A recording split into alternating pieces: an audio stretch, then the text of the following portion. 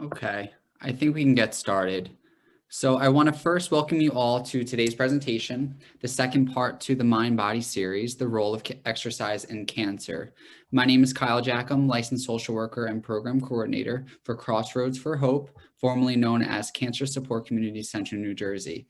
I wanted to touch upon our recent name change to our organization. We are officially now Crossroads for Hope.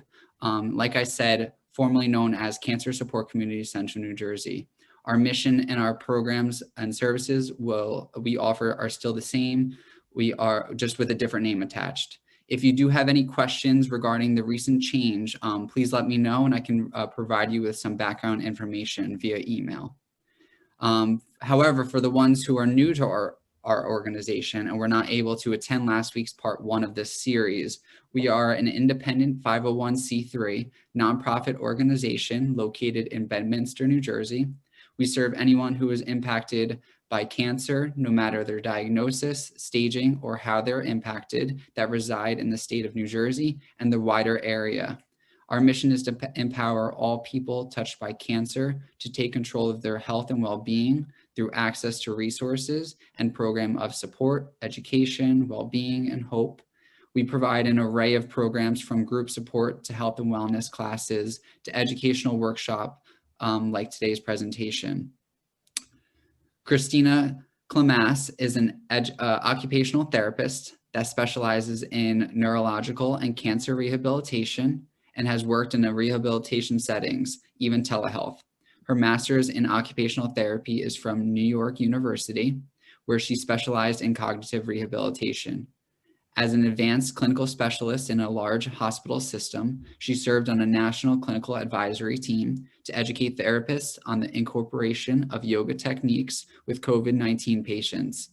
As a registered yoga teacher, Revital Cancer Program certified specialist, certified brain injury specialist, and multiple sclerosis certified specialist, she incorporates therapeutic yoga routinely into her sessions for return to function and improved quality of life.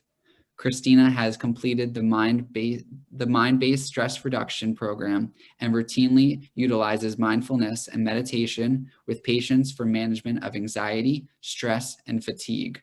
Professional presentations have occurred at New Jersey Occupational Therapy Association conferences and the American Medical Rehabilitation Providers Association. She is published in OT Practice and has been highlighted in Advance magazine on several occasions. So now I will turn it over to Christina for the presentation. If you have any questions or comments throughout the presentation, feel free to drop them in the chat box and we will be sure to get to your questions at the end of the presentation. Take it away, Christina. Thanks, Kyle. I'm so happy to be here. So thank you for having me. And please, I'm sorry about if you're hearing background music. I am actually in the clinic right now and we have patients being treated. So we have background music on for them and there's no way to turn off the background music just in where I am. So if you hear that, I'm so sorry. So I'm here today to talk about the role of exercise in cancer survivorship. So we're going to take a look at, number one, what that role is, but also how can you incorporate exercise into your daily life? Because there are some really practical ways to do this. But first, let's kind of take a look at the research. Why is this so important? It is standard of care now in cancer survivorship that we talk about this. Really early on now, what's happening in a lot of institutions that see cancer diagnoses, we're talking about this at diagnosis now because it is that important and again considered standard of care. So the reason for that is there was a really pivotal study that came out of what we call Physical Medicine and Rehabilitation. It's a journal, PM&R. So what you're seeing on the slide is the actual research. And it looked at really a bunch of moderate quality evidence, 53 studies in all, and it took a look at the literature to see what can we do to standardize what is the best treatment, what's the best recommendations when we talk about cancer and exercise. So what they found, looking at all of this great quality evidence, is that really exercise is beneficial before diagnosis, during or at diagnosis, and also after cancer treatments. And that was something before this study we were seeing in research, but we were not considering standard of care, and we were not recommending it. We weren't quite sure. So this is why this is so important, because now we realize it's uber important that we talk to people about it, because it makes a difference. What they found too is it's moderate to vigorous physical activity that really makes the difference. And what the difference is it can prevent cancer-related impairment and also some of the treatment side effects that you may have to go through. The other thing that they found by looking at this research is we are seeing better results when people have initial supervised exercise. So what we mean by that is that maybe there's someone either therapy-wise or maybe it's going to be physical trainer-wise giving some recommendations when you first start your exercise routine, so that we know it's safe and it's also appropriate for what you're going through, because each diagnosis, particularly with cancer, can be very different. The other thing that we were finding is that exercise is safe for all cancer types, no matter the cancer type. And that was something that was being questioned before this study happened. The really important thing that we found is that trend-wise, exercise is improving cancer survivorship. And since that pivotal study, multiple research articles have confirmed the same results.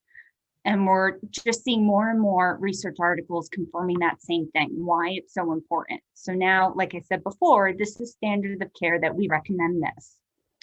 So benefits are better survivorship, so lower risk of death when we have exercise incorporated. The other thing is, particularly for breast cancer, we're seeing a lower risk of cancer reoccurrence in those people that do start exercising or were exercising before the diagnosis, and a lower risk of diabetes and cardiovascular comorbidities. So what we mean by that is that unfortunately, due to a lot of the medications and treatments that you may have to go through, diabetes is something that may be another diagnosis that is added to you. Or we see a lot of cardiovascular or heart-related issues with some of the medications that we have to unfortunately take. So we are finding that there's lower risk of those issues when people are exercising. So here are some of the side effects of some of the cancer treatments that you may be either reading about or you're experiencing. Neuropathy is one. That's more of the numbness, the tingling, the loss of sensation. A lot of times it's in the fingers and the toes, and it may move up that body part as well. Lymphedema is something that we see a lot of, unfortunately. So that is heavy protein-based swelling in the area of the body where we took maybe some lymph nodes or there was some radiation. Fatigue is something I'm seeing across the board that people are experiencing. Osteoporosis becomes an issue with a lot of the treatments. We have to be careful and kind of watch out for that. Nausea is something else that people experience, and pain becomes a lot of the times a side effect. So those are some of the side effects that we're seeing cancer exercise can actually help address. So the Center for Disease Control, the CDC, taking all of this research, actually recommends for a cancer diagnosis 150 minutes of moderate exercise per week, or if you're doing vigorous exercise, 75 minutes. They also are recommending 2 strength training sessions a week, because we are finding that's a component that with cardiovascular exercise, you're not going to get that muscle rebuilding. So the weights, the strength training sessions are really important. So that's the standard of care right now that we're using.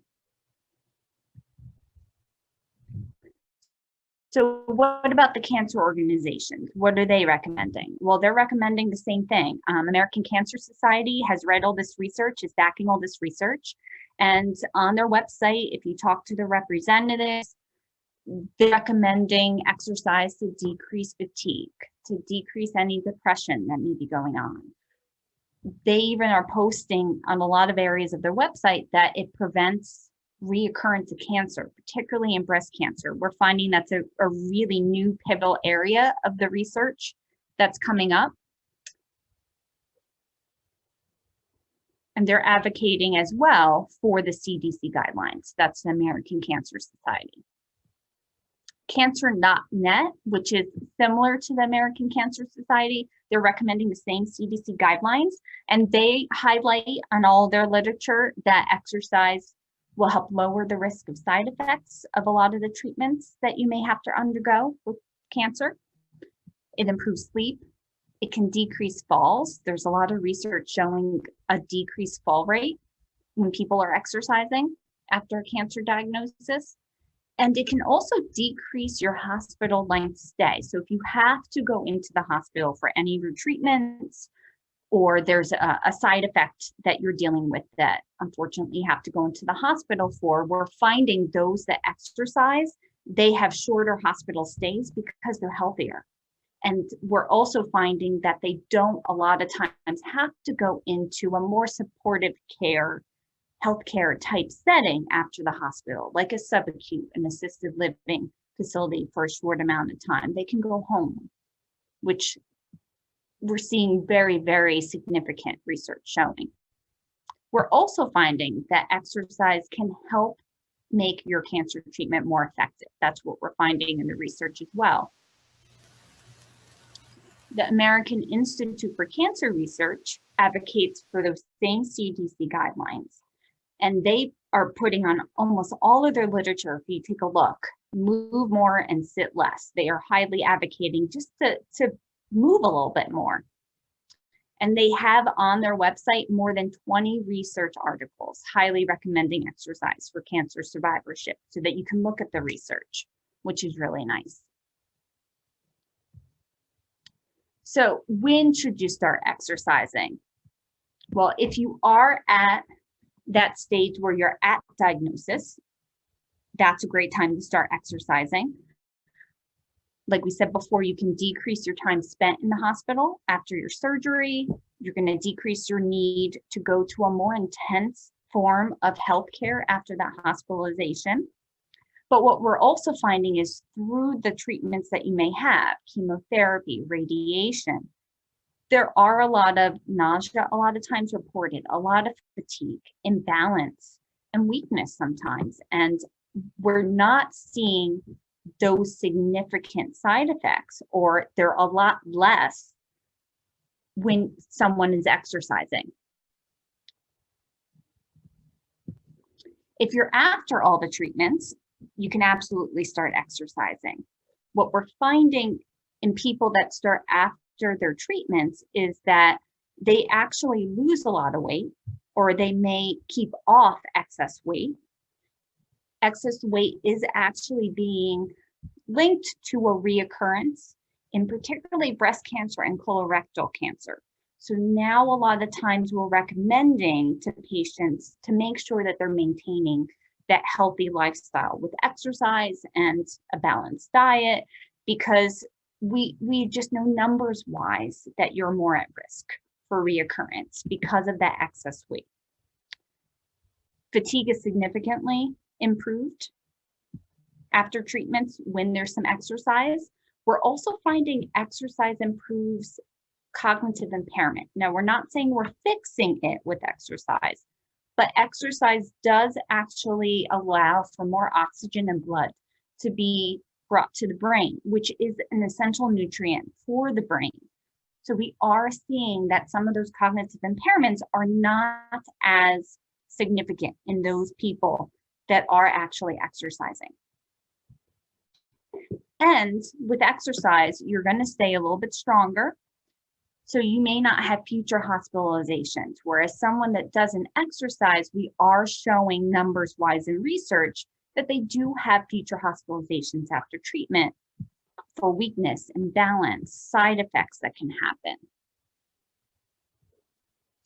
But really, it's never too late. So if you are someone that's even years after all of these treatments and you're in your survivorship, it's still not too late to start. So what's the first step? No matter where you're at, what do you do? How do you start? Well, number one, just something to know is if you do have any side effects from your treatments, so we're talking about lymphedema, that neuropathy, any cognitive impairment, any vision changes or imbalance or pain, or any swallowing changes that may have happened, what is something to know is that these side effects don't mean that you can't exercise. It does mean that you may have to change how you do some of these exercises. So what we are recommending is if you have these side effects, to number one, run it by your oncologist and say, hey, I know I have these side effects. I'm looking to start exercising. And see what the oncologist says. The oncologist a lot of times may have some recommendations for you on the best exercises or how to go about that first step. A lot of times now, because it's standard of care, that exercise be implemented with people in even survivorship. A lot of oncologists are recommending if there's any side effects from treatments that maybe a little bit of therapy should be done, just so that you learn those correct ways to just modify your exercise routine so that you can be safe. Particularly with lymphedema, we're finding exercise is absolutely appropriate and it actually lowers your risk to get lymphedema after cancer treatments, but also can significantly decrease the amount of fluid you have because that muscle motion you'll be doing actually moves the fluid. So it is really important that you exercise, but we do want to make sure that it's done in a very structured way. So when there is some lymphedema, there is a certain process that you have to learn so that you know that you're doing it in the correct way. So just a side note, that's why it's so important if you're having side effects that we just run it by the oncologist and then maybe a recommendation of a little screening should be done. So we want to treat any of the side effects, number one, if there are any. For example, if lymphedema has not been treated, what we find is that you don't get the best benefit out of exercise. We want to treat it first and decongest that area so that you can exercise and that area doesn't feel very heavy. Usually the first route when you have side effects, like I said before, is the oncologist may recommend a little therapy. There is something that is also considered standard of care now called cancer rehabilitation. So a lot of times people are now being referred to cancer rehabilitation specialists, like occupational therapists and physical therapists and speech therapists. We are now considered part of the cancer team, whereas about 5-10 years ago, that was not something that was discussed. And a cancer rehabilitation specialist is a therapist that is specifically trained to address the needs of someone that has been diagnosed with cancer. And really, we're looking at not only to look at your physical goals, but your psychological, your social, and maybe even your work goals, your vocational goals, if you're looking to go back to work or you are actually still actively working. So just so that you know, you may get a physical therapy referral or an occupational referral. If you do talk to your oncologist about some of the side effects and you're looking to go back to some exercise. Physical therapy usually addresses any balance issues you have, any ambulation issues you may have. Endurance is a big thing that they work on. They may be addressing your lymphedema if they're lymphedema specialized. Pain is a big thing that they can help with, and also your neuropathy is something that a lot of times they can make a little bit better for you. Occupational therapy wise, they do a great job managing fatigue that you may encounter. Most of them are trained in cognitive rehab. Lymphedema may be something that they're specialized in. A lot of times they help with neuropathy management. And they are specifically trained to help you get back to any, what we call activities of daily living. So your daily life. Think about all those things that you do from when you wake up in the morning until you go back to bed at night. those are your activities of daily living. It's all the things you need to do, whether enjoyed or not, to get through the day. And occupational therapy specifically addresses how can we get you back to that, whether we need to change the way you do it or we get you back to that activity, daily living, the same exact way you were doing it before.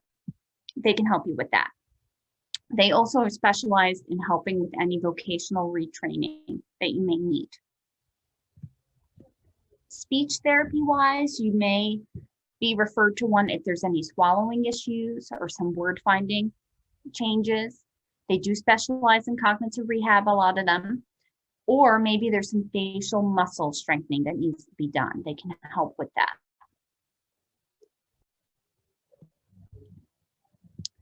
So basically what we also just want to recommend is when you're working with occupational therapy or physical therapy or speech therapy, that's kind of just a start. It doesn't mean that you're going to be with us forever, but it will give you the foundation that you need to safely exercise. Maybe you're going to be using physical therapy just to learn how to use some of the machines so that you can go into the gym. It's a very scary thing to go into a gym. If you're not a regular gym goer, it's hard to learn how to use those machines. Sometimes there's pictures, sometimes they're not. I know even I have difficulty going to a new machine and trying to figure out how to use it. Now with COVID, if you're not going into the gym, you may need some practical ways to start exercising without the use of some machines. The other thing that you may want to think about is there is a specific strengthening program for each diagnosis of cancer in the rehab world. So you may want to go through that program. A lot of times they're only a couple weeks and they can really change how you look at exercise and how safe you are and how beneficial it will be. So what if you've never been active?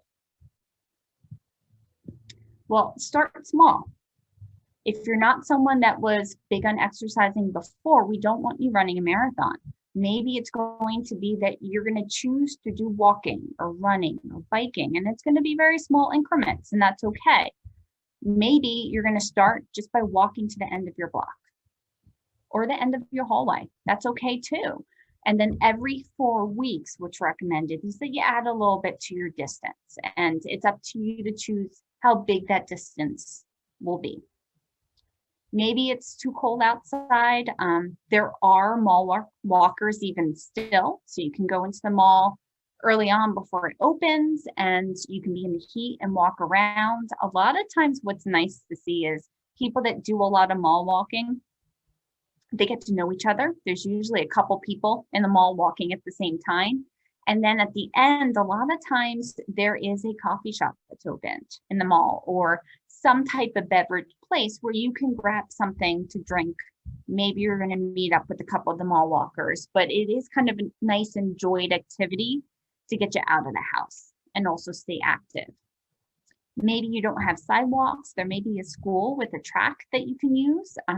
Right now with the snow in New Jersey, maybe not something that you can do right now. I don't know if they plow the tracks, but always something to think about when the spring starts happening is that's a great way to know how far you're walking.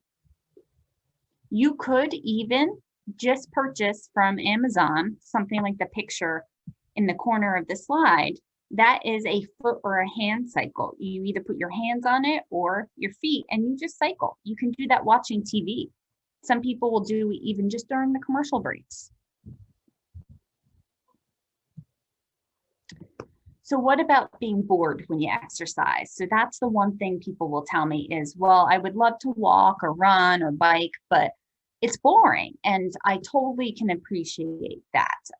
If you're using a machine, there's not much to look at, but a number going up, counting your minutes. If you're not using a machine, sometimes if you're outside, there is something to look at, your neighborhood or wherever you're at, trees maybe. But you could always listen to a podcast. Some people listen to book recordings while they're exercising. You could watch TV if that's an option or listen to music. A lot of people will call a friend and chat during their walks, or maybe you're going to find a workout buddy to go with you.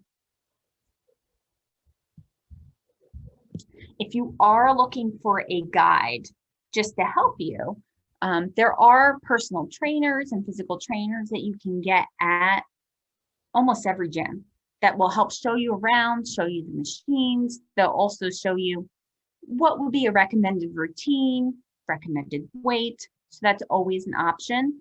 Now, again, that's if you're comfortable right now going into the gyms. Maybe that's something that you just put on the back burner in your mind until you're more comfortable.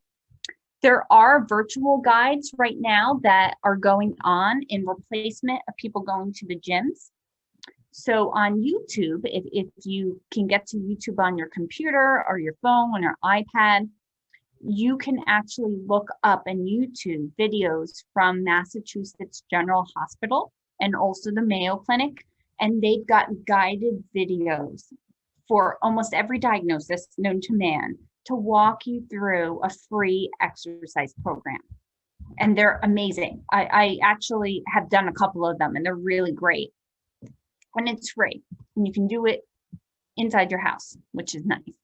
There is also something called the LaBed method, which is from the founders, Dana Farber. So her website is dana-farber.org. So it's on the slide if you need it. This is actually a very gentle stretching motion that's done.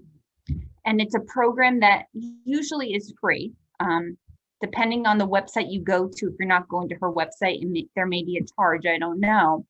But the LaBed method is specifically recommended for someone that has lymphedema and maybe is not at that point where they can sustain a very vigorous or moderate exercise. And we all need to start somewhere. So maybe it's going to be that you start there. And that's, again, nice to do. If you're in your home, it's warm, it's comfortable, and then you can just plug it into the computer whenever you're ready. There's also yogaforcancer.org, which has a lot of great workout videos and exercise videos. A lot of people I find, if they're not someone that really enjoys exercise, the videos are great because you have someone doing it with you, number one, but also there's someone guiding you, giving you motivation, and there's a visual of what it should look like. That's really nice. You could join community classes as well. A lot of community classes are doing virtual classes. So the YMCAs, there's a bunch in New Jersey, all over the place. They really do cater to having classes for the masses. So they will have classes that really would be of interest to almost everyone, which is kind of nice. They have something for everyone, but they have a lot of gentle exercise classes all the way up to vigorous ones. And you can do that online a lot of times. I know a lot of the YMCAs in my area, I'm in Monmouth County, they actually have pools where they do aquatic therapy, and they are limiting how many people they are allowing to do it right now with COVID, but they even have the pool lift for someone that maybe is too weak to be transferring in and out of the pool by themselves. So aquatic therapy may be something that you're looking at, and the YMCAs have it in New Jersey. A lot of cancer centers may have some opportunities for you as well. So if you are hooked up with the cancer center, that may be something for you to just start exploring, because maybe you're going to be more comfortable to start there. There are wellness gyms as well. A lot of big hospital systems, like, for example, I'm not affiliated with Robert Wood Johnson, but Robert Wood Johnson has a lot of what they call wellness gyms, where you have a very big gym setting that they're keeping clean, and they are making sure that it's only people that need some extra time in the gym and have a diagnosis that maybe would mean that they would at some point need some health care. You can join their gym, and they have trained specialists there that can help you adapt your program if there's a change, which is really nice. You could, if you are interested in sports, maybe there's a team that you want to join. I'm sure there's tons of teams still playing or recruiting, maybe a little socially distanced depending on the sport, but that is an option as well. A lot of local yoga classes are doing a lot of virtual classes. And if you were someone that was interested in yoga before and just hadn't tried it, maybe now's the time to do it virtually from your own home. The one thing I do recommend, if you're going to start any class and it's something you've never done before, to maybe get there a little bit early and just let the person know that's running the class if there's anything that they kind of need to know about your history, because they can give you some very, very good tips and recommendations to maybe help you have better form, to do something more safely, to adapt something so that you're comfortable during the class, but also you're kept safe. So what about the strength training? What's recommended for strength training is twice a week to do a little bit with weights. So what's recommended is to start with low weight. Even if you know that you were someone maybe 3 years ago that you were lifting 10 pounds, what's recommended after any cancer diagnosis is to always start from the beginning with 1 or 2 pounds. And you can choose whether you want to sit or stand for performance of any of the exercises. You can hold on to chairs, walls, counters, whatever you need for balance. And what they're looking for is that you can do 30 reps and you can take as many breaks as you need during those 30 reps. But they are looking that before you start increasing weight, you can do 30 reps with good form and easily. So no huffing and puffing, no tiredness. Maybe you don't need to take rest breaks, and then you can up the weight. A typical guide is to look for upgrading your weight that you're lifting every 4 to 6 weeks. That's usually a good guide. So here are some upper body ones that you can be doing. So you can be doing some bicep curls with the weights. So that's the picture at the very bottom on the left side. You're just basically curling your elbows up to your shoulders. Your hands don't need to reach your shoulders, but you want to kind of use it as a guide as you're moving them upwards. You could do deltoid raises, which are, it's the picture on the top right-hand side. Your arms are coming all the way up to like chest level. It's okay if they're a little bit lower. And then you're bringing those weights down. Lateral raises, which also works your deltoids. That's the picture at the bottom on the right-hand side. You're bringing your arms just straight out to the side and then down. You can also do tricep dips, which is where that's your top picture that you see on the left-hand side. You're just bringing your hands and your elbows all the way up behind your head, and you're just kind of dipping that weight down towards your neck and then back up. Now, the last one that I have down here, wrist curls, that's also recommended. I didn't put a picture for that, but it's really just your wrists bringing the weight up and down. That's what's recommended. So if you're looking to start somewhere, these are kind of the core set of upper body exercises with weights that's recommended.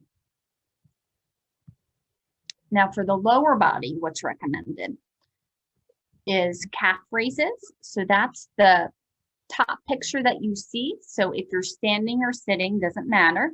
You are just kind of coming up on the balls of your feet and then coming down.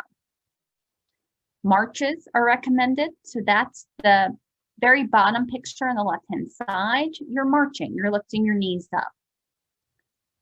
Bridging is recommended so that you can work on your hips and your core.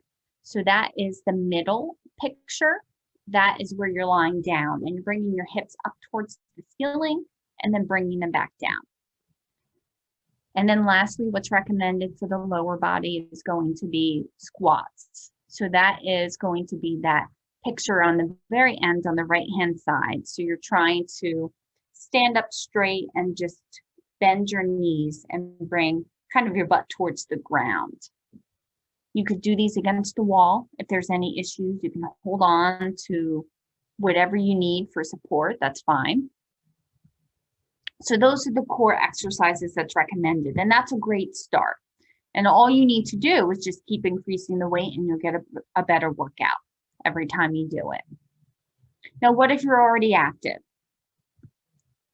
So one thing to think about is if you are having a side effect like lymphedema, what is recommended is that there is compression that you're wearing when you're exercising, particularly if you're going to do any moderate or vigorous exercise. There is a little bit more compression recommended with that because you are going to move more fluid.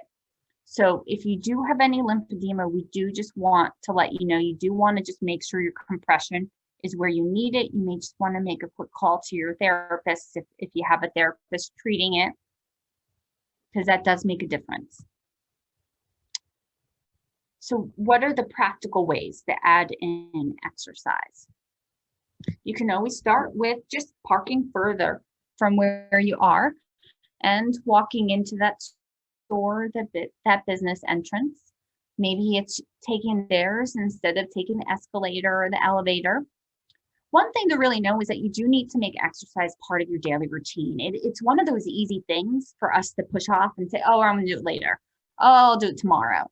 And then it gets to be a couple of weeks and it still is the pushed off thing that we keep doing, because even very rarely do most people say they really enjoy exercising. Sometimes you do grow to like it. Some people really do like it, but a lot of people do it because they know they have to. And then once they're doing it, it's enjoyable at that moment.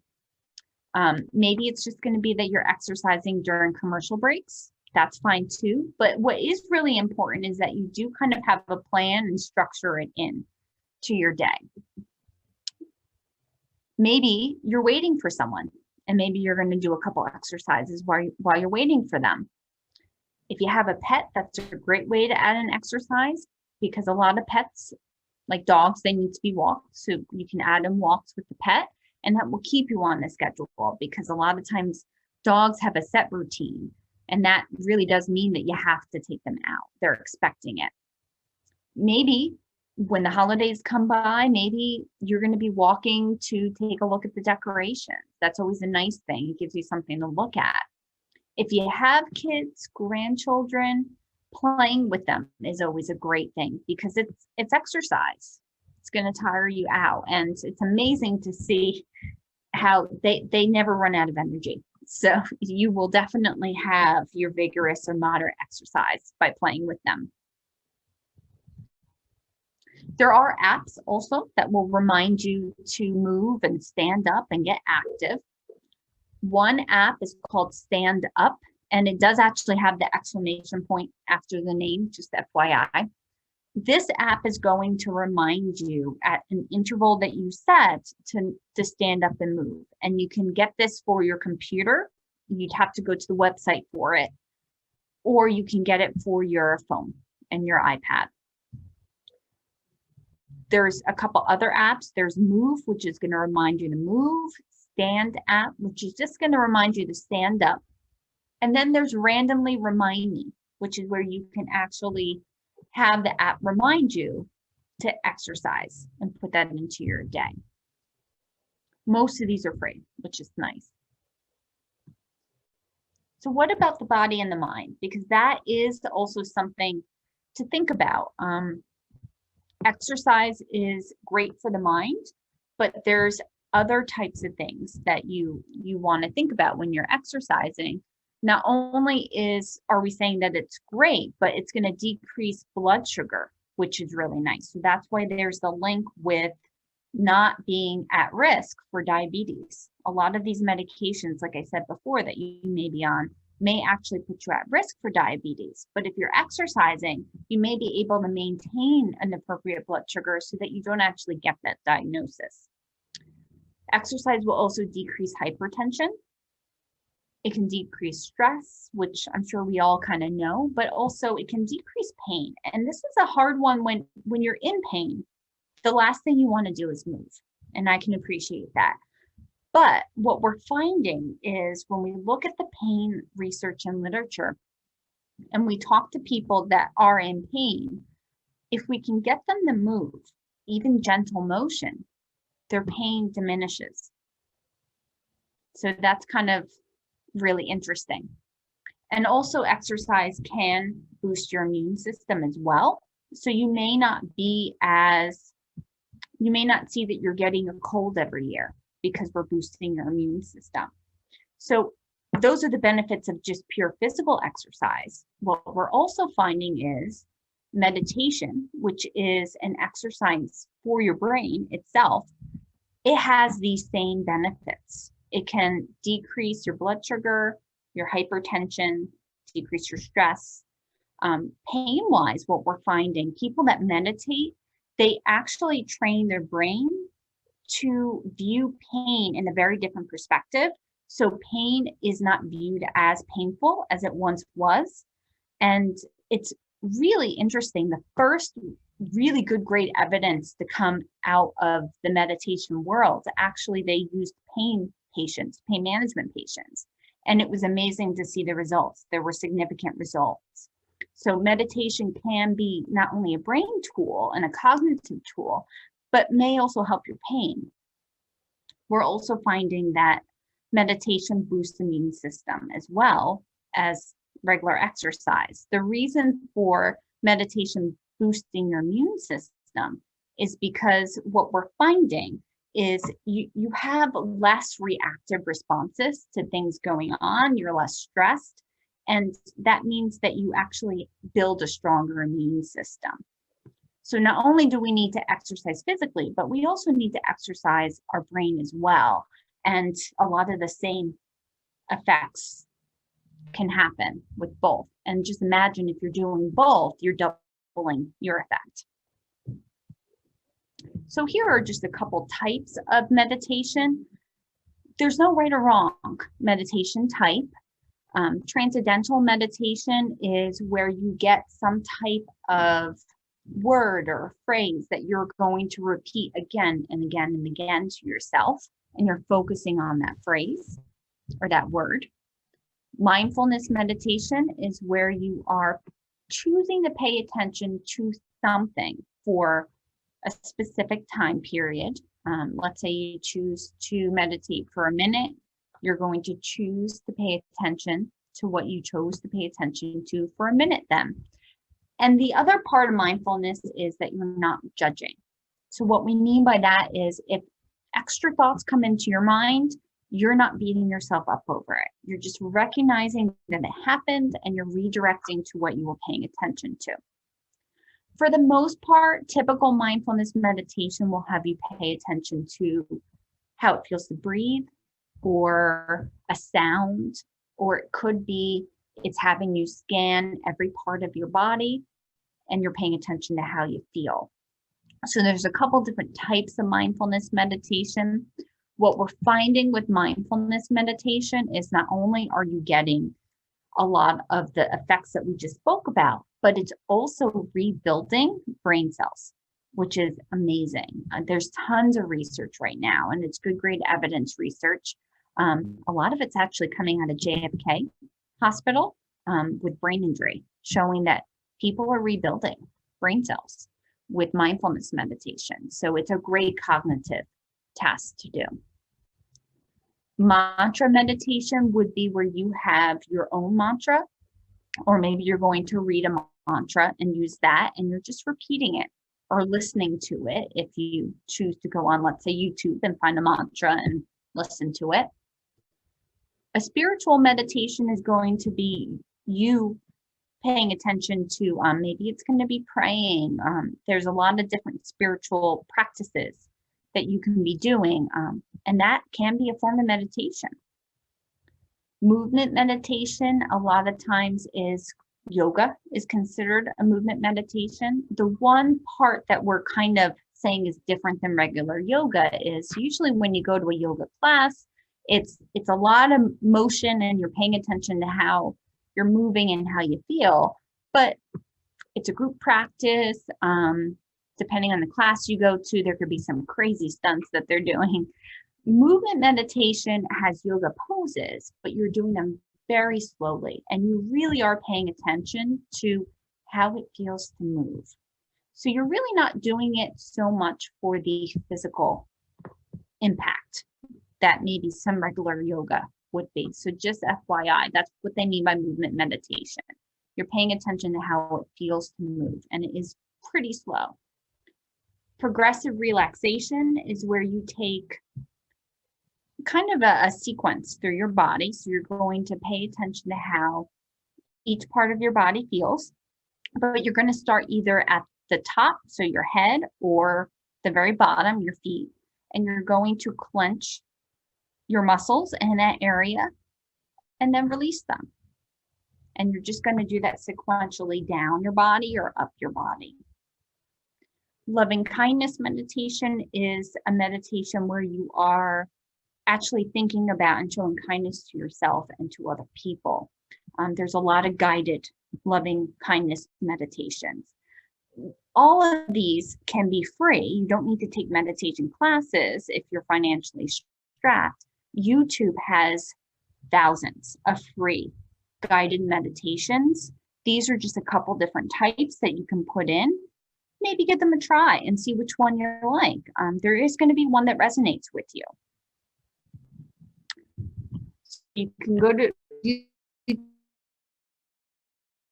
for your free guided meditations. A lot of classes, for example, in Monmouth County, Brookdale is our community college, and I believe it's once a year they do a mindfulness-based meditation class, and I think a couple times a year there's some transcendental meditation classes, and they're usually offered at a cheaper basis than maybe taking formal meditation classes would be.